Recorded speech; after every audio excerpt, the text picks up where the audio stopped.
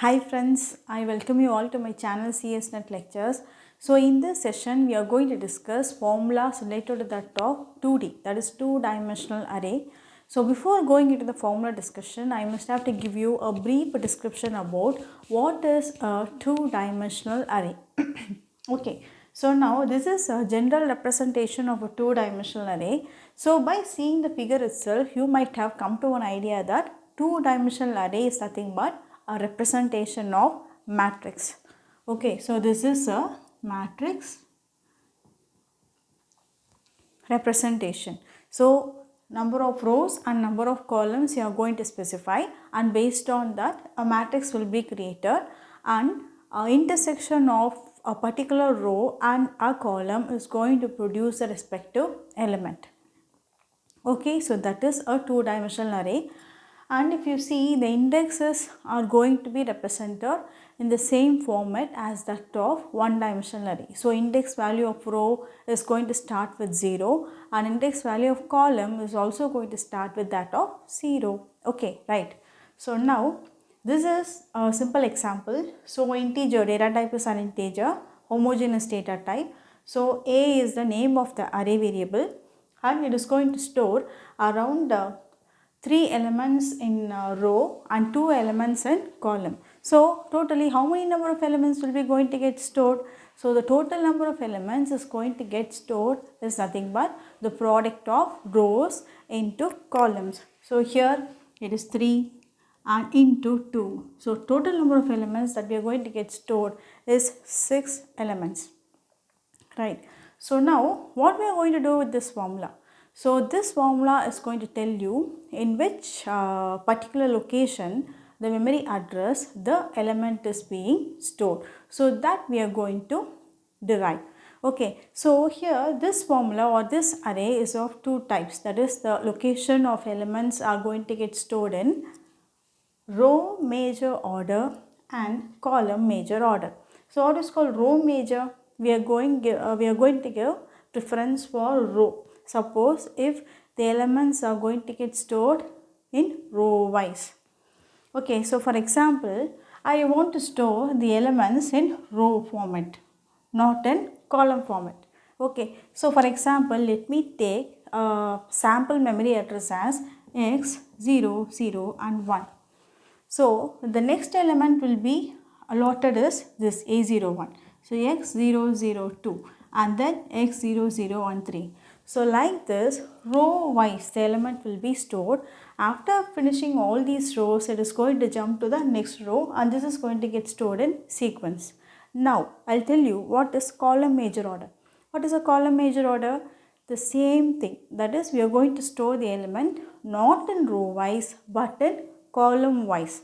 Okay, so now we will take the sample memory address. Okay, so the element is going to get stored like this. Okay, for example, I will draw like this.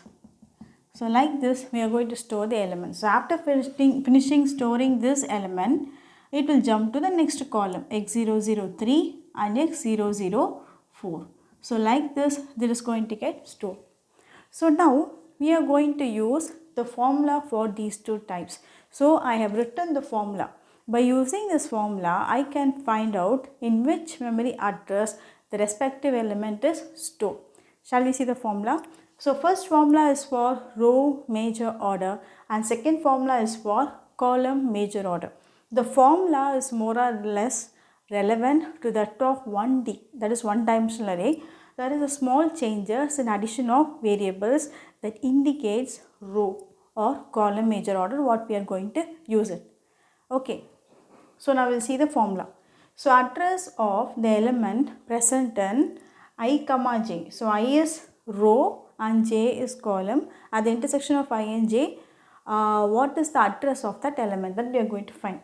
Okay, so b plus w. So last class I told what is b. So b is the base address, is nothing but the start address. So w is nothing but size of the each and every element. And what is I? Just now I told the row value, row index value. I is nothing but the index of row. I will write it over here. So I is nothing but row and j is nothing but column. That we are going to refer it over here. Okay. Then J is nothing but column. So what is this LR? So LR is the lower bound index value of the first element. Okay, that is the row.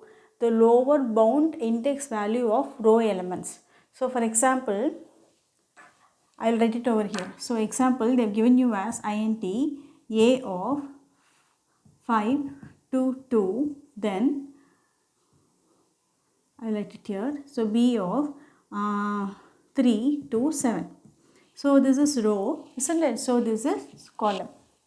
So what is this LR? So LR is nothing but this one, LR, lower index value of row. And this is for example, sorry, part 2. Let me change it as 12 because I written it wrongly. So this 12 is nothing but UR, upper index value of the row. Last class we discussed what is lower bound and upper bound. Suppose if you have any doubt, you can go and watch the below link that I have given it in the description. Okay, so this is for column. So column is nothing but LC, lower index value of column, and this is UC. What is UC? Upper index value of the column. Suppose this value is not given.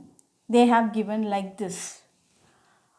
Okay, they have not mentioned what is a lower bound and upper bound. So upper bound is nothing but this 3. Then what is this lower bound? So lower bound value will be taken as 0 by default. I have explained you. Okay, suppose if lower bound value is not given for either row or column, you must have to take it as 0. Okay, that you should have to keep it in mind. Then what is this N? So N here stands for number of columns given in the matrix. So N is nothing but number of columns in the matrix, given matrix. So here, what is the total number of columns given? So here N value is 2. That's it. So now what is J? So J is this value. Okay. This one, the column element, intersection of this column. Then what is LC? Just now I said LC is nothing but the lower index value of the column.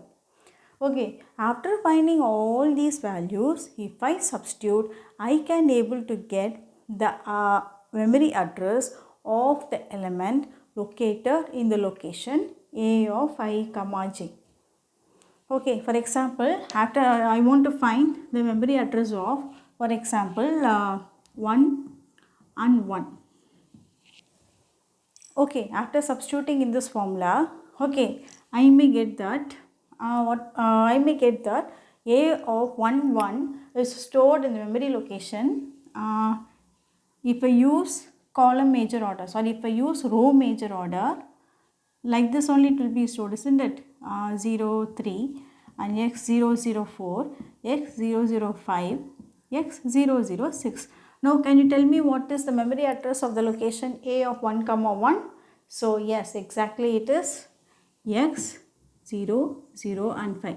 So like this you will be getting some memory address value that we are going to find out. Can you understand the formula? We are going to discuss about the formula for column major order.